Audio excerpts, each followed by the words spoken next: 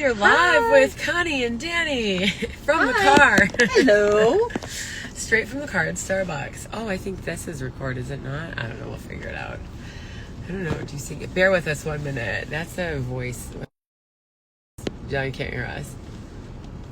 No, it's camera. All right, we're just going to go. So I'm here with my friend Connie Brandt. Hi, guys. Connie and I, God, when did we start working together? When did we work together? Because we don't work together. We've known each other for probably 15 years now. 15 years. So I was working at Fifth Third Bank as a tether licensed banker. I don't know. I moved up pretty quickly there. I don't even know what I was doing there. But Connie was there, and Connie was great. So it's been a while because I don't work at Fifth Third anymore. But she's a realtor now, so she's finding everybody their house. Didn't know. And then Connie, tell us where you work and like what you do and how long you've been doing it. So I'm a mortgage loan officer. I've been a loan officer for 23 years. I currently have been for 10 years at Old National Bank. We were formerly First Midwest Bank. And I love what I do. I just love what I do. She really does, and she's a really great person. See, for me, like, I feel like everybody has like a person, or everybody acts like they're act like they're an expert. But I think it's good to just know a lot of people, and that way, when you're meeting with clients, you can suit them with the right person, right? Because not everybody is everybody's fit, and I feel like you should trust who you're working with. So I'm not going to be everybody's fit. She might not be everybody's fit, but I would highly recommend Connie because I know that she's doing it out of like she wants to help people. Yeah, no, for real. Like that means a lot because that's like you're buying a house. It's a big deal, right? Big deal. So, big purchase. Biggest purchase you'll ever make in your entire life. Yeah. So we're just gonna. If anybody has questions, I don't know if this thing is. We're telling followers that you've started. Okay, followers. If you have questions at any point, just shoot them in there. If not, I can. Am I like darkened out, or is that just the light? I think it's the light. Okay, there we go. Is anybody there? If you are, can you tell us if we're awesome or not? If not, if I am recording this, I will repost it later. I hope that I am. But if not, whatever. So Connie, do you want to tell us what are the most like what should people do to prep to get ready, right? That's the first steps in getting ready. Like they are thinking about buying or selling or whatever. So if you're in the market to purchase a new home, condo, single family, townhouse, whatever it may be, the first thing you need to do is get your finances in order and get an idea of what your credit score looks like. Don't worry about down payment. Yes, you need down payment, but there are a lot of various down payment assistance programs out there. There's a lot of first-time homebuyer products out there that you don't need, 3 to maybe 5% down. It could all be gifted. So the biggest thing is talk to a lender. Start with your bank. Start with a referral from your real estate agent. Ask your family or friends. Find out who they've worked with in the past. That's where I get the majority of my business. Get your finances in order. The misconception that you have to be on the same job for 2 years, you really don't. If you're fresh out of college time in college, it counts as if you were working, and now you've gotten a full-time job, you've gotten an offer for employment. I actually didn't know that. So that's great. Yeah, I didn't know that time in college was kind of... Time in college is kind of considered part of your working time. If you get out and you took 2 months and you found a job 2 months later, that time in college can be used as work time. We just usually will ask for a copy of your certificate of, your diploma to prove that you graduated. So get your finances in order. Look. Talk to a realtor, go online, get an idea of what you can afford. Look at, I always start with, if you're renting, how much is your rent? You don't want your mortgage payment to be too much higher than what you're renting for, right? I was going to say a lot of times, and kind of your lender, but a lot of times lenders will give more than what you like. They're going to give you a little bit more than what you might actually be able to afford. So just be aware of that too. Like, not saying Connie would do that, but they will sometimes you have to know what your other payments are that you're that's not showing up on your credit score, right? Correct. Because in the lending world, we look at gross income, not net income. Your gross income is how much you make in total. Your net income is your take-home pay. It's after you've participated in your 401k. It's after you've paid taxes. It's after you've paid for your health insurance or your dental insurance. That's your net income. We look at gross income. So you're always going to qualify for probably more than what you think you will, or more than what you're really comfortable When you with. go over a next tax bracket, I was getting like $1,000 out of each check. So my gross and my net were two very different things. Very different things. Exactly. Yep. What have you seen, or like what is, okay, once they get that, right? Like, okay, what's like a minimum credit score, or what are they looking for on your credit score? Is it So right now, there's been a lot of change with this recent administration in Washington. A lot of things, a lot of moving parts. You need to, at minimum, try to maintain a 620 or a 680 credit score. Anything below a 620 credit score, you're really going to struggle with finding a decent interest rate and a decent product. FHA, Federal Housing Authority, is a great mortgage product right now. The problem with FHA financing is if you're buying a condo or a townhouse, it has to allow FHA financing in its bylaws, so that when you talk to a realtor and you need to go FHA financing, make sure they're searching for condo associations that are FHA approved. Another big product we have out there is VA. A lot of veterans coming out of the service, starting to buy their first homes. VA financing is another great product.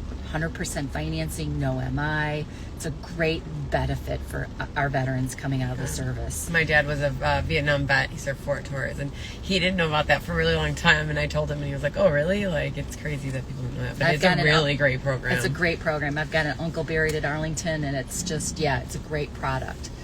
So 620 minimum. Is there anything like on their so loans versus like credit cards? There's like, you know what I mean, or if there's something on your from a doctor's, like are those huge? Like, what is something they'd say no to? Medical collections are becoming less and less impactful on your credit score, because we know our medical system in our country is really needs some attention.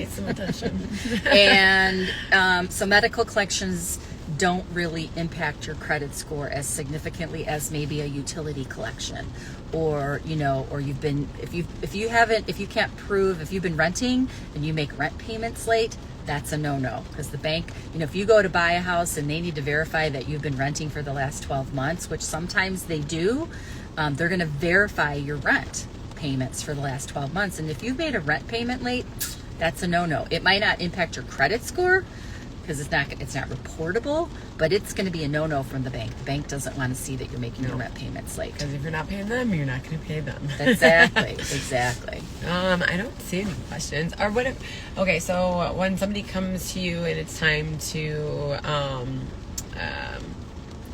let's see, like what did I say on my thing? I forgot.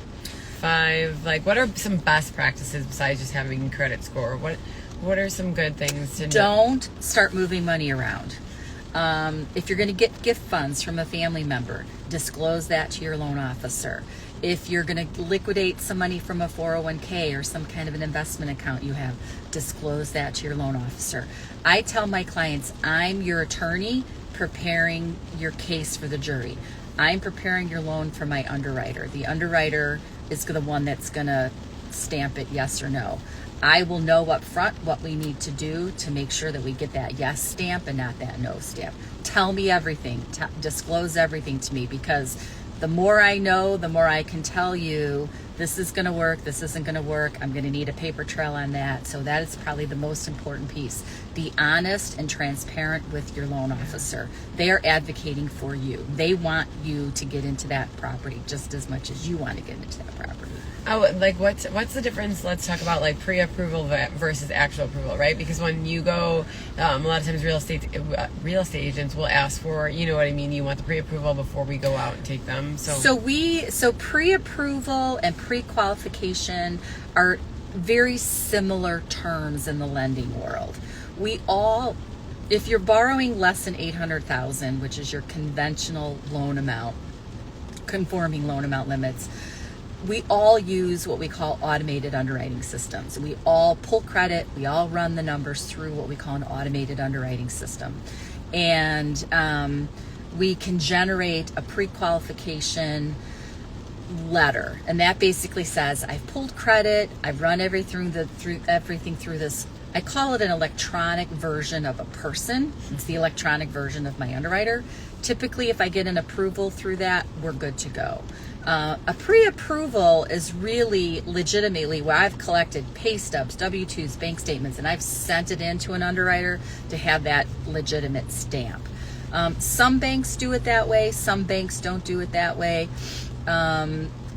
Pre-qualifications are just as strong as a pre-approval if you're working with the right lender and you supplied the right information to the right lender. We call our letters a pre-qualification letter and not necessarily a pre-approval letter, but we do use them interchangeable. A pre-approval letter typically, sometimes you'll see it say a pre-approval on it when it's really just a pre-qualification. Like an underwriter hasn't really legitimately reviewed it. So the most important thing is to find the right lender. Find somebody that you can get a hold of, somebody that you can talk to. I know a lot of people go onto Rocket Mortgage. They start these online applications, and it's always best to just talk to a live I was person. going to say, I know when we've called, I haven't had that much experience, but I've had quite a bit where I've had to call because we like to check to make sure. I talk to realtors. When I'm on the selling side of it, right? So I'm calling to check this person, the buyer, and I've gotten, when you've gotten a good mortgage lender, like they will pick up the phone, they actually call you ahead of time, and that makes it makes things very smooth for everybody. But I have gotten those, Rocket, whatever it is, and they have been very hard to work with, and things have actually not worked out at the end during a lot of those. I take calls all day long from listing agents. Hey, I got a contract. You're representing the buyer with their financing.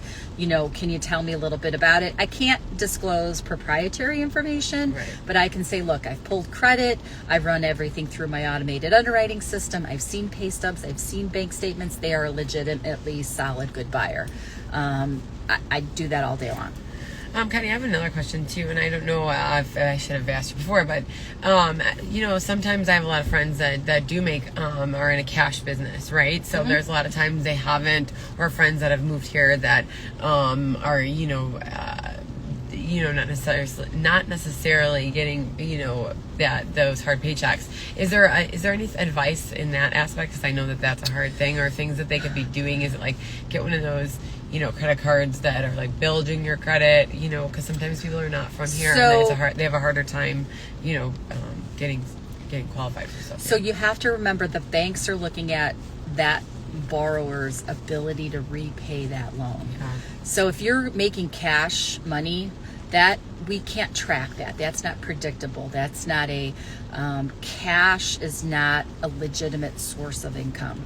A source of income is truly, there are some mortgage programs out there now where they can look at deposits into your bank statements over a series of 12 to 24 months, and they can use that as a source of income. Is there anything like, okay, so is there a percentage down that they would accept even if they're not, like if they're in a cash business that's, where they're not getting direct deposits? It's got nothing to do with down payment. Okay. Those are two separate categories. Down payment basically just tells us how much you have to put down and how much you need to borrow and how much you have left over for closing costs. Income is a whole nother calculation. It is, it's the banks reviewing your financials and looking at your ability to repay that loan. I mean, that's really what it is. And is there anything, is there stipulations when it comes, because I've noticed a lot of people are buying to rent out, right? Is there anything that banks are looking for in terms of that, or is that just a totally separate thing? So if you're going to purchase a property and not intend to live in it as your primary residence, that is a different type of financing because the occupancy of that property is non-owner occupied. So what that means is you do not intend to live in that property. So if you're buying in a condominium association, a lot of times condominium associations have restrictions on the number of rental units in that building. You're also going to need to come up with 20 to 25% down because the product that you need is going to require that if you want to get a decent interest rate. An investment property purchase is a bigger risk type loan to the bank. You can walk away from a rental. You're not physically living there as your primary residence. The last thing the bank wants to do is become a landlord, or they don't want to take ownership of these rental units, because you've now, we've had to foreclose on you because you've stopped making your mortgage payments. So the restrictions, there's going to be more restrictions when the occupancy type of the property you're buying is non-owner, or it's intended to be rental in the long run. Yeah. At the time of close. We don't care if you buy that and you're going to live in it for 2 years and then maybe rent it out. You're intending to occupy that property when you buy it and you close. That is a primary residence. Yeah, a lot of places do ask that you live there at least a year before you rent out. I've noticed that too. So. Is there any huge difference with, I'm sure there is, but just asking for viewers, do you do like business, like the business side of it too, with buying, purchasing for like a storefront or stuff like that, or does that go to business banking? So my lending criteria is it has to be a 4-unit or less building. It has to be either a rental, all 4 units you're going to rent out, or you're going to live in one of those 4 units. If it's a condo in a building that, say, there's 4 units above commercial space. Yeah, like a restaurant or a restaurant, as long as the commercial space doesn't exceed 20% of all the space in the association, we can still treat it as a residential mortgage. Oh, okay. So you can have some commercial space in the association. I see a lot in downtown Chicago, especially the newer condos. They're actually, that commercial space is not part of the association anymore, so they're getting smart where they're separating that out. But as long as that business entity doesn't take up more than 20% of the space of the entire association of all the buildings, we can still do residential lending. I see Dylan's watching us. Hi, Dylan. Hi. Dylan used to work with us too. Oh, hi, Dylan. Yep. He's waving. Hi, Dylan. Do you have any questions? Thank questions? you for helping me out.